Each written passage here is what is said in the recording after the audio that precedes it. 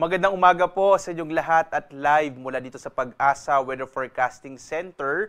Narito na ang lagay ng ating panahon ngayong huling araw sa buwan ng 2024, December 31, araw ng Martes. At sa ating latest satellite images, makikita natin tatlong weather systems pa rin nakakaapekto sa ating bansa. Ang Intertropical Convergence Zone ay magdadala pa rin ng maulap na kalangitan at lalo na malaking tsansa ng mga pag-ulan sa malaking bahagi ng Visayas, Mindanao, kasama ang Palawan at ilang bahagi ng Bicol Region.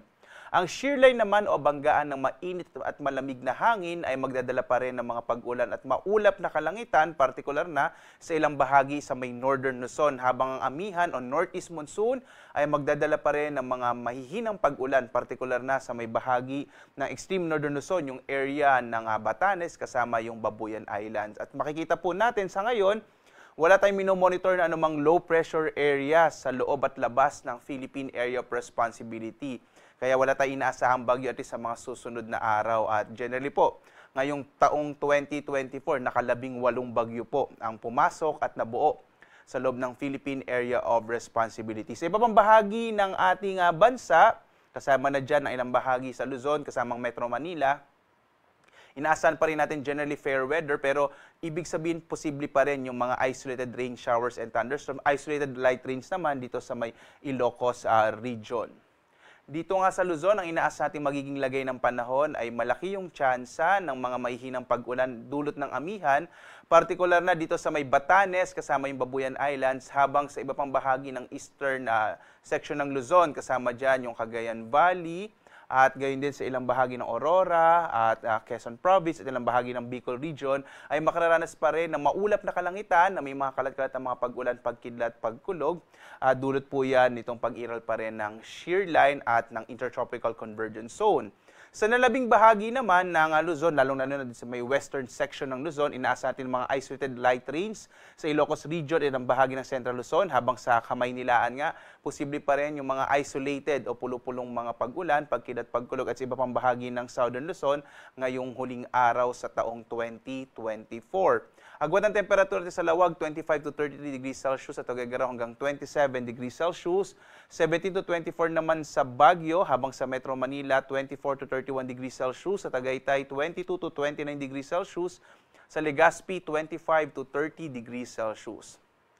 At dito naman sa Palawan, Visayas at Mindanao, ang pag-iral pa rin ng Intertropical Convergence Zone o ITCZ ay magdadala ng maulap na kalangitan na may mga pag-ulan sa bahagi ng Palawan, at ang agwat ng temperatura sa Kalayaan Islands, 25 to 31 degrees Celsius, sa Puerto Princesa, 25 to 32 degrees Celsius. Magiging maulan din lalong-lalo na sa may Eastern Visayas at ilang bahagi ng Kabisayaan dulot ng ITCZ, habang dito sa may Panay Islands, asahan naman natin generally fair weather na may mga isolated rain showers and thunderstorms. Agwat ng temperatura sa Iloilo, 24 to 32 degrees Celsius, sa Cebu, 26 to 31 degrees Celsius, habang sa Tacloban, 25 to 30 degrees Celsius. At sa pag-iral pa rin ng ITCZ, malaking bahagi ng Mindanao ay magkakaroon ng maulap na kalangitan na may mga kalat-kalat na mga pag-ulan, pagkilat, pagkulog, lalong-lalo na yung eastern section ng Mindanao, yung Caraga at Davao Region. Agwat ng temperatura sa Zamboanga, 24 to 32 degrees Celsius, habang sa Cagayan de Oro, 25 to 30 degrees Celsius, at Davao naman 24 to 32 degrees Celsius. Samantala, wala na po tayong nakataas sa gale warning sa anumang bahagi ng ating bansa, bagamat nagpapaalala pa rin ng Pag-asa, lalong-lalo na sa may silangang bahagi ng Luzon, medyo malakas pa rin yung amihan, posibleng katamtaman hanggang sa kumis ay maalong karagatan ang mararanasan sa may mga hilagang baybayin ng ating bansa. So iba yung pag-iingat pa rin po, lalo na kapag meron tayong mga thunderstorms na kung minsan ay nagpapalakas ng alon ng karagatan.